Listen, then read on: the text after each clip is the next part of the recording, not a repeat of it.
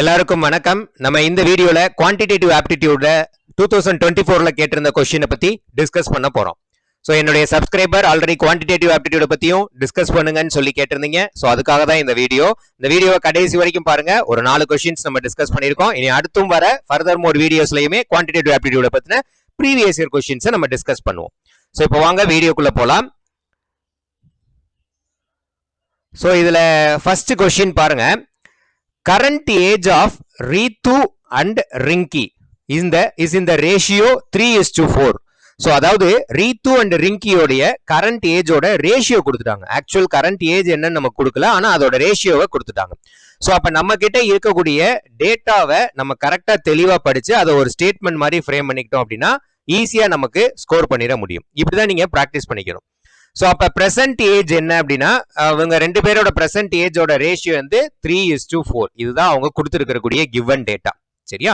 So அப்ப இதுல இருந்து இவங்களுடைய பிரசன்ட் ஏஜ் என்னவா இருக்கலாம் அப்படின்னா 3x இருக்கலாம், 4x இருக்கும். ரீத்துவோட பிரசன்ட் ஏஜ் வந்து ரீத்து R18 வச்சுக்குவோம். ரீத்துவோட பிரசன்ட் ஏஜ் வந்து 3x இருக்கும்.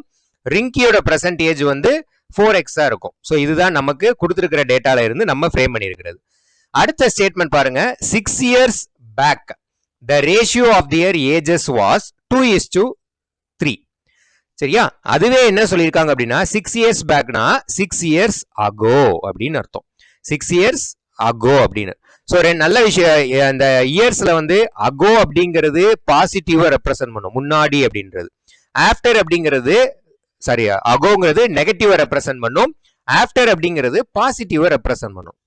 ஓகேவா? ஸோ 6 years ago அப்படின்னா நம்ம மைனஸ் பண்ணணும், 6 years ஆஃப்டர் அப்படின்னா பிளஸ் பண்ணணும். இந்த மாதிரி ஞாபகம் வச்சுக்கோங்க. ஸோ அப்ப இங்க என்ன கொடுத்துருக்காங்க? 6 years பேக், 6 years ago இவங்களுடைய ரேஷியோ ரேஷியோ என்னவா இருக்கு? ஏஜஸோட ரேஷியோ வந்து 2:3 இருக்கு. அப்ப 6 years agoனா பிரசன்ட் ஏஜ் என்னது? இப்ப ரீட்டோட பிரசன்ட் ஏஜ் வந்து 3x. அப்ப 6 years ago மீன்ஸ் -6. 6 yearsக்கு முன்னாடி என்னவா இருக்கும்? அதே மாதிரி ரிங்கியோடைய பிரசன்ட் ஏஜ் வந்து 4x. அவங்களுடைய முன்னாடி 6 years ஆகுங்கிறப்ப -6. இதுதான் அடுத்து அந்த கொடுத்துருக்கக்கூடிய ஸ்டேட்மெண்ட். ஸோ இதனுடைய ரேஷியோ தான் என்ன கொடுத்துருக்காங்க? 2:3 கொடுத்துருக்காங்க. ரேஷியோவை நம்ம எப்பயுமே இப்போ 2:3 அப்படின்னா இதை நம்மளால இப்படி எழுதிக்க முடியும், 2/3 அப்படின்னு எழுதிக்க முடியும். ஸோ அப்போ அது மாதிரி பார்க்கும்போது 3x - 6 by 4x - 6 இதனுடைய ரேஷியோ தான் என்னதுன்னா 2/3 அப்படின்னு சொல்லி கொடுத்துருக்காங்க. ஸோ இப்போ இதை சால்வ் பண்ணலாம். இப்போ இதை சால்வ் பண்ணோம்னா அப்படின்னா நமக்கு ஆன்சர் கிடைச்சிடும். கிராஸ் மல்டிப்ளை பண்ணுங்க. இது ஃபர்ஸ்ட் சொல்லி தரும் போது ஃபர்ஸ்ட் டைம் பார்க்கும்போது நிறைய டைம் எடுக்கிற மாதிரி இருக்கும், ஆனால் இதை ப்ராக்டிஸ் பண்ண உங்களுக்கு சால்வ் ஆயிரும். ஸோ அப்போ 3 × 3x - 6 which is equal to 2 × 4x - 6. இப்போ இதை சால்வ் பண்ணீங்க அப்படின்னா 9x - 18, அதாவது உள்ள மல்டிப்ளை பண்ணணும். 9x - 18 and then equal to 8x - 12. So இப்போ இந்த x இங்கிட்டு கூட கொண்டு வந்துருங்க. அப்போ 9x - 8x which is equal to -12. அந்த -18 இங்கிட்டு வரும்போது +18 மாறிடும். அப்போ x equal to 6 அப்படின்னு நமக்கு கிடைச்சிருச்சு. ஸோ அப்போ x equal to 6 அப்படின்னா இப்போ அடுத்த கொஸ்டின் என்ன கேட்டிருக்காங்க? What is the present age of Ritu? ரீத்துவோடைய பிரசன்ட் ஏஜ் மட்டும்தான் நமக்கு கேட்டிருக்காங்க. ஸோ ரீத்துவோடைய பிரசன்ட் ஏஜ். ஸோ இங்க ரீத்துவோடைய பிரசன்ட் ஏஜ் என்னது? ஆக்சுவலா 3x தான் ரீத்துவோடைய பிரசன்ட் ஏஜ். எக்ஸ் என்ன கண்டுபிடிச்சிருக்கோம்? எக்ஸ் வந்து 6 கண்டுபிடிச்சிருக்கோம். அப்ப ரீத்துவோடைய பிரசன்ட் ஏஜ் என்னவா இருக்கும்? 3 × 6 which is equal to 18. இதுதான் ரீத்துவோடைய பிரசன்ட் ஏஜ். அதுவே ரிங்கியோட பிரசன்ட் ஏஜ் என்ன இருக்கும்? ரிங்கியோட பிரசன்ட் ஏஜ் வந்து 4x. அப்ப 4xக்கு பதிலா 6 சப்ஸ்டிட்யூட் பண்ணணும் அப்படின்னா 4 × 6 which is equal to 24 years. So அப்ப இந்த ஃபார்மேட்ல சம்ம கேட்டா இதை ஈஸியா இப்படி சால்வ் பண்ணிடலாம். ஓகேவா? அடுத்து ரெண்டாவது சம் பாருங்க. இதுவும் 2024 கொஸ்டின்ல கேட்டதுதான். Sum of ages of a son and father is 56 years அப்படின்னு சொல்லி கொடுத்துட்டாங்க. ஸோ அப்ப என்ன கொடுத்துருக்காங்க? ஒரு ஃபாதர் அண்ட் சன்னுடைய சம் ஆஃப் தி ஏஜஸ் வந்து 56 years கொடுத்துட்டாங்க. இப்போ நம்ம இந்த இடத்துல சன்னுடைய ஏஜை நம்ம எக்ஸ்ன்னு எடுத்துக்குவோம். 1 minute. சன்னுடைய ஏஜை எக்ஸ்ன்னு எடுத்துக்குவோம், ஃபாதருடைய ஏஜை வந்து நம்ம ஒய்ன்னு எடுத்துக்குவோம். ஓகேவா? ஸோ அப்போ என்ன வந்துடும்? Sum of the ages of son and father is 56 years அப்படின்னு சொல்லி கொடுத்துருக்காங்க. அப்போ இதுல இருந்து நம்மளால என்ன பண்ண முடியும்? சம் இவங்க ரெண்டு பேரோட ஏஜை சம் பண்ணா நமக்கு என்ன கிடைக்குதுன்னு சொல்லிட்டாங்க? 56 கிடைக்குதுன்னு சொல்லிட்டாங்க. ஸோ அப்போ இதை ஒரு ஈக்குவேஷன் ஒன்னா வச்சுக்குவோம். அடுத்து பாருங்க. After 4 years the age of the father will be after 4 years வந்துருச்சு. after 4 years the age வந்துருச்சு. அப்ப afterனா என்னது? பாசிட்டிவ். போனதுலயே சொன்னேன், ஆஃப்டர்னா பாசிட்டிவ், அகோனா நெகட்டிவ் அப்படின்னு ஞாபகம் வச்சுக்கோங்க. ஸோ அப்போ ஆஃப்டர் 4 இயர்ஸ்ங்கிறப்ப சன்னோட ஏஜ் வந்து எக்ஸ் பிளஸ் 4ன்னு மாறிடும். அதுவே ஃபாதரோட ஏஜ் வந்து ஒய் பிளஸ் 4 அப்படின்னு மாறிடும். சரியா? அப்ப இது என்ன சொல்றாங்க? அடுத்த ஸ்டேட்மெண்ட் பாருங்க. Age of the father will be 3 times that of the son. இந்த 3 times வந்துட்டாலே அது மல்டிப்ளிகேஷன் அர்த்தம், 3 மடங்குன்னு அர்த்தம். சரியா? சோ அப்ப என்ன கொடுத்துருக்காங்க? After 4 years the age of the father will be 3 times that of the son. சன்னை விட 3 times that of the son. சன்னோட ஏஜை விட 3 மடங்கு அப்பாவோட ஏஜ் அதிகமா இருக்குன்னு அர்த்தம். சரியா? அப்ப அப்பாவோட ஏஜ் என்ன? 4 வருஷத்துக்கு அப்புறம் y பிளஸ் 4. அவரோட ஏஜ் எப்படி இருக்குன்னு சொல்றாங்க? எப்படி இருக்குன்னு சொல்றாங்க? 3 times than that of son அப்படின்னு சொல்றாங்க. அதாவது 3 மடங்கு சன்னோட ஏஜோட அதிகமா இருக்கு. சன்னோட ஏஜ் என்ன? x plus 4. இதுதான் அதனுடைய அந்த ஸ்டேட்மெண்டோட அர்த்தம். இப்ப என்ன கேக்குறாங்க? இப்ப இதை சால்வ் பண்ணி வச்சுக்கலாம் நம்ம. y plus 4 which is equal to 3x plus 12 கிடைக்கும்.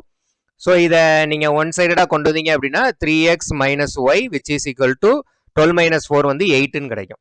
ஸோ இது வந்து ஈக்குவேஷன் 2. சரியா? சாரி, மைனஸ் 8ன்னு கிடைக்கும். ஏன்னா இது இந்த டேர்ம் இங்கிட்டு போகும், இந்த டேர்ம் இங்கிட்டு வரும். ஸோ அப்போ அந்த மைனஸ் டேர்ம்ஸ் கரெக்டாக வரும். ஓகேவா? ஸோ அப்போ 2 ஈக்குவேஷன் நம்ம ஃப்ரேம் பண்ணிட்டோம். இப்போ என்ன கேட்டிருக்காங்க பாருங்க. What is the age of the father and son respectively? ஃபாதரோட ஏஜும் சன்னோட ஏஜும் என்ன அப்படிங்கிறத கேட்டிருக்காங்க. ஸோ இதை நம்ம ஈஸியா நம்மளால சால்வ் பண்ணிட முடியும். இப்போ ஃபர்ஸ்ட் ஈக்குவேஷனையும் செகண்ட் ஈக்குவேஷனையும் ஆட் பண்ணுங்க. ஆட் பண்ணீங்கன்னா உங்களுக்கு என்ன கிடைக்கும்? ஸோ ரெண்டையும் ஆட் பண்ணும்போது எக்ஸ் இங்கே பிளஸ் 3x இருக்கு. அப்போ நமக்கு என்ன கிடைக்கும்? 4x கிடைக்கும். இந்த பிளஸ் ஒய்யும் மைனஸ் ஒய்யும் கேன்சல் ஆயிரும். So 4x equal to 56 minus 8 நமக்கு 48 அப்படின்னு கிடைக்கும். ஸோ இதுதான் நமக்கு சால்வ் பண்றது. அப்போ x ஈக்குவல் டு என்ன கிடைக்கும்னா 48/4ன்னு போடும் போது x ஈக்குவல் டு 12 அப்படின்னு கிடைக்கும். ஸோ அப்போ இதுதான் வந்து என்னது அப்படின்னா எக்ஸ் அப்படிங்கிறது சன்னுடைய ஏஜ் வந்து 12 years அப்படின்னு வந்துருச்சு. இந்த எக்ஸை தூக்கி நம்ம ஏதாவது ஒரு ஈக்குவேஷன்ல ஈக்குவேஷன் 1ல சால்வ் பண்ணோம் அப்படின்னா 12 பிளஸ் ஒய் ஈக்குவல் டு 56ன்னு கிடைக்கும்.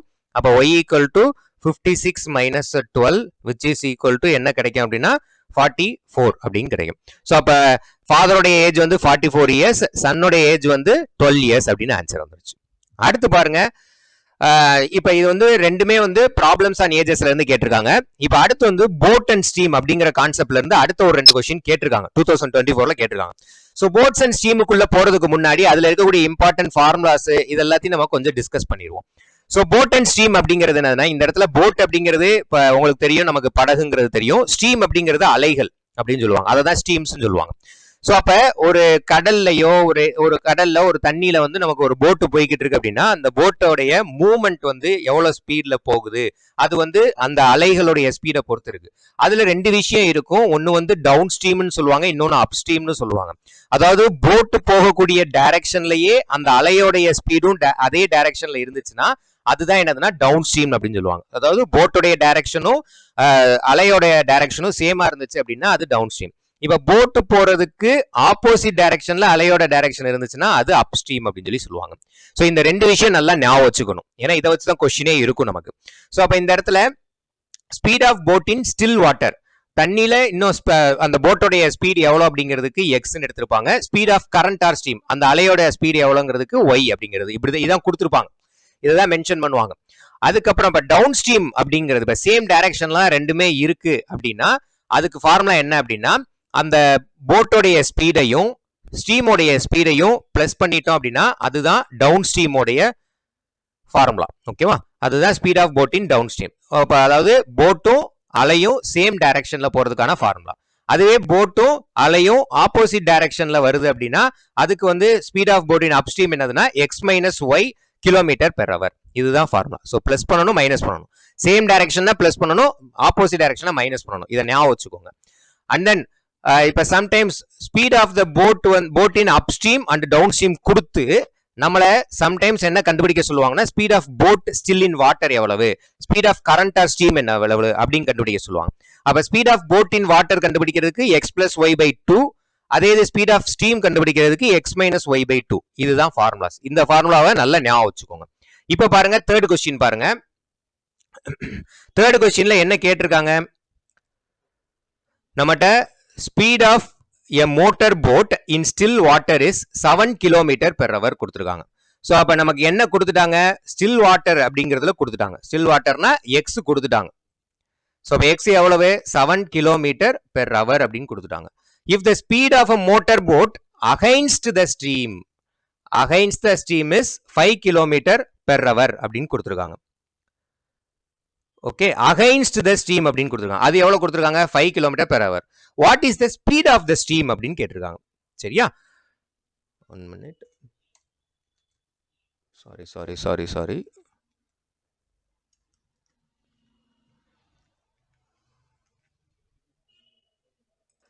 ஓகே, ஸோ அப்ப இங்க என்ன கொடுத்துட்டாங்கன்றத நல்லா நம்ம பார்த்துட்டோம். இப்ப ஸ்பீட் ஆஃப் ஸ்ட்ரீம் கேட்டிருக்காங்க. ஸோ இதுல நல்லா கவனிக்க வேண்டிய டேர்ம் என்ன அப்படின்னா, 1 minute.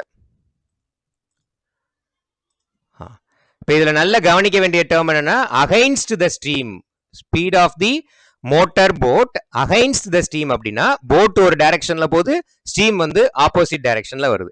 ஸோ அப்ப இப்படி இருந்துச்சுனாலே அதுக்கு என்ன ஃபார்முலா, அப்ஸ்ட்ரீம் ஃபார்முலா.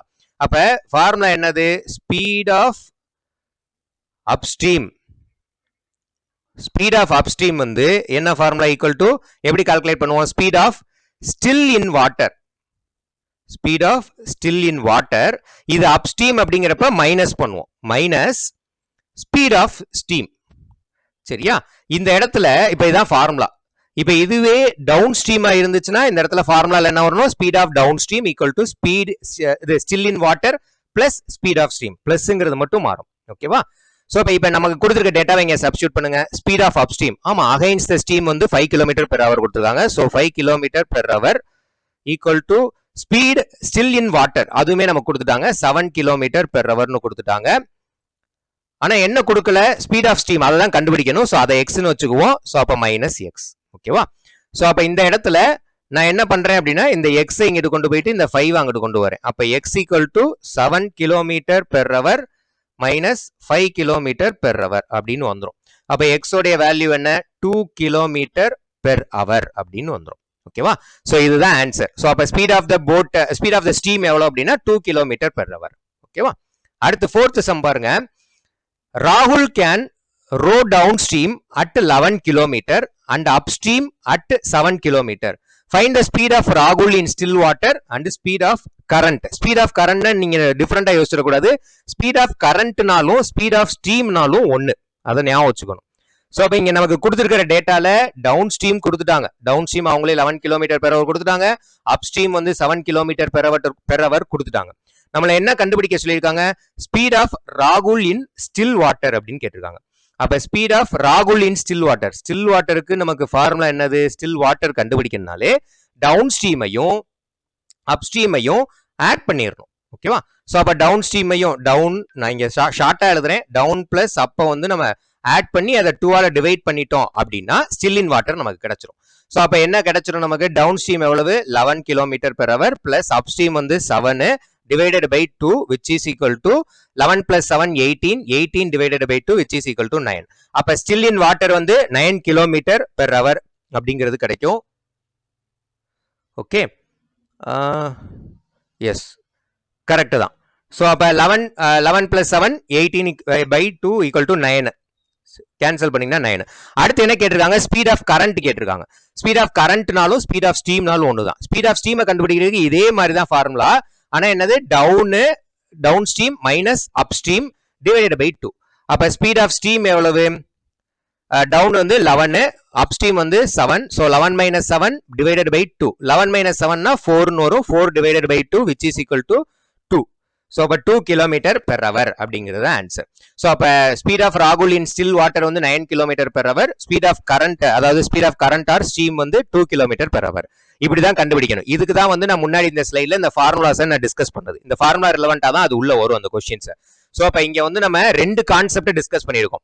2 கொஸ்டின் தான், ஆனா ப்ராப்ளம்ஸ் ஆன் ஏஜஸ்ங்கிற ஒரு கான்செப்டையும் அடுத்து வந்து போட்ஸ் அண்ட் ஸ்டீம் அப்படிங்கிற ஒரு கான்செப்டையும் நம்ம டிஸ்கஸ் பண்ணிருக்கோம். இது ப்ரீவியஸ் இயர் கொஸ்டின் தான், 2024 கொஸ்டினை டிஸ்கஸ் பண்ணிருக்கோம். இதுல ஏதாவது டவுட்ஸ் இருந்துச்சுன்னா கீழே கமெண்ட்ஸ்ல மென்ஷன் பண்ணுங்க, நான் கண்டிப்பா உங்களுக்கு கிளியர் பண்றேன். வேற ஏதாவது உங்களுக்கு அடுத்து வந்து ஃபர்தர் மோர் வீடியோஸ்ல இனி அடுத்து குவான்டிடேட்டிவ் ஆப்டில ப்ரீவியஸ் இயர்ல நம்ம டிஸ்கஸ் பண்ணுவோம். இதுல இருக்கக்கூடிய டவுட்ஸை நீங்க எனக்கு இங்க கமெண்ட்ஸ்ல மென்ஷன் பண்ணுங்க. தேங்க்யூ.